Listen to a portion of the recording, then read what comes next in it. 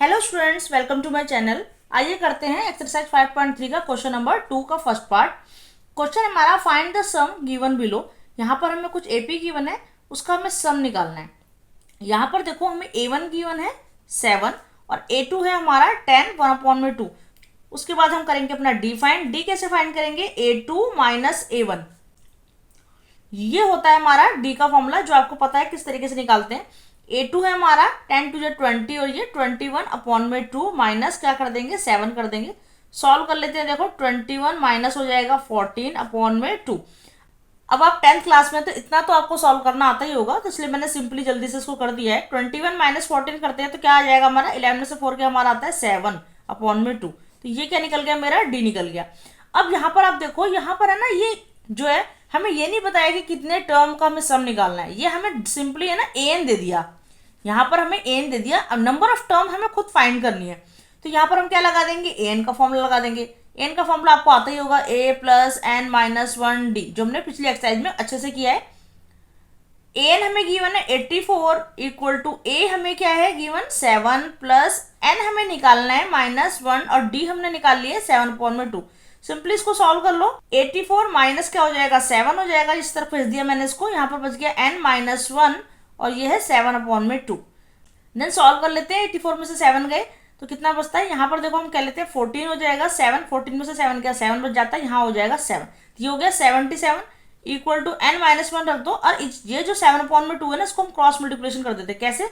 इस 2 को ऊपर भेज दो, इस 2 को ऊपर भेज दो और इस 7 को नीचे ले आओ। कैंसिल आउट कर दो, ये 11 से कैंसिल आउट हो जाएगा। 11 टू जो कितना होता है 22 इक्वल टू n माइनस 1। ये हो गया।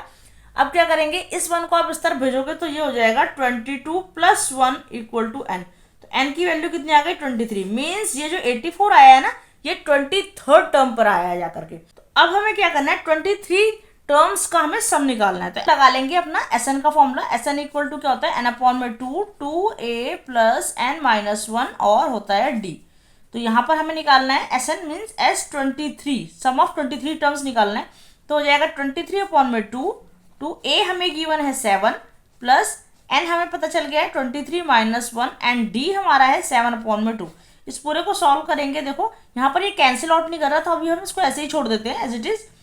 देन 2 7 हो जाएगा 14 प्लस 23 में से अगर मैं 1 माइनस करती हूँ तो मेरा आता है 22 मल्टीप्लाई 7/2 है। कैंसिल आउट कर दो इसको। देखो ये 11 पे जाएगा। उसके बाद हम आगे लिख लेते हैं 23/2, यहाँ पर हो जाएगा 14 प्लस 11 7 जा 77। दोनों को प्लस कर लो आप, कितना आ जाएगा? देखो 7 और 4 11 होता है, 7 और 1 8 और 1 9 91। दोनों को मल्टीप्लाई करेंगे, 23 और 91 को, तो हमारा आ जाएगा 2093/2। इसको हम मिक्स फ्रैक्शन में चेंज करेंगे, क्योंकि जो क्वेश्चन में हमारी जो एपी थी वो मिक्स फ्रैक्शन में चेंज थी। तो जिस तरीके से क्वेश्चन होता है उसी तरीके से हमें आंसर देना होता है। मिक्स फ्रैक्शन में चेंज करेंगे डिवाइड करके, तो आ जाता है 1046, ऊपर आ जाएगा 1 नीचे 2। ये हो गया हमारा इसका आंसर। अब करते हैं इसका सेकंड पार्ट। सेकंड पार्ट देखो 34 फिर 30 प्लस 32 फिर प्लस 30 फिर प्लस 10। इस तरीके से हमें बताना है यहाँ पर कि इसका सम क्या होगा। सबसे पहले हमें यहाँ पे n पता होना चाहिए, क्योंकि यहाँ पर तो हमें सीधा an गिवन है। तो सबसे पहले हम सारी की सारी चीज़ें जो है फाइंड आउट करेंगे। a हमारा है 34 और ये हमें गिवन है a2। तो हम d कैसे निकालते हैं? a2 माइनस a1 करके निकालते हैं। तो d निकाल लेते हैं। 32 माइनस 34 करेंगे तो आ जाता है -2। उसके बाद हमें क्या निकालना है? n निकालना है। तो an के लिए क्या फॉर्मूला होता है? a plus n minus 1d। ये हमारा फॉर्मूला है an के लिए। a की वैल्यू हमें मिल गई है 34 प्लस n की वैल्यू हमें नहीं पता, वो हमें फाइंड करनी है -1 और d हमारा है -2। यहाँ पर हमें an गिवन है 10, हम इसको लिख लेते हैं। 34 को इस तरफ लेके आएंगे तो 10 माइनस 34 हो जाएगा। यहाँ पर जाएगा n माइनस 1 और -2। आगे सॉल्व करेंगे। देखो 34 में से 10 को माइनस कर दो तो आ जाता है 24 -24 आ जाएगा। यहाँ हो गया n माइनस 1। इस 2 को ना मैं इस तरफ ले जाऊंगी -2 को, तो माइनस से माइनस कैंसिल और ये हो गया 12 टू 24। तो आ गया हमारा 12 इक्वल टू n माइनस 1।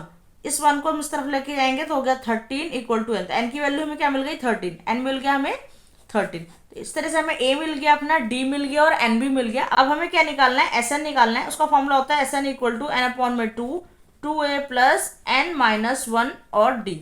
जब भी आप क्वेश्चन करें फॉर्मूला जरूर लिखें बार बार, इसके भी मार्क्स होते हैं। n/2 करेंगे, देखो n क्या है 13 अपॉन में 2, a की वैल्यू हमें क्या गिवन है 34 प्लस n की वैल्यू क्या गिवन है 13 -1 और d हमने निकाला था -2।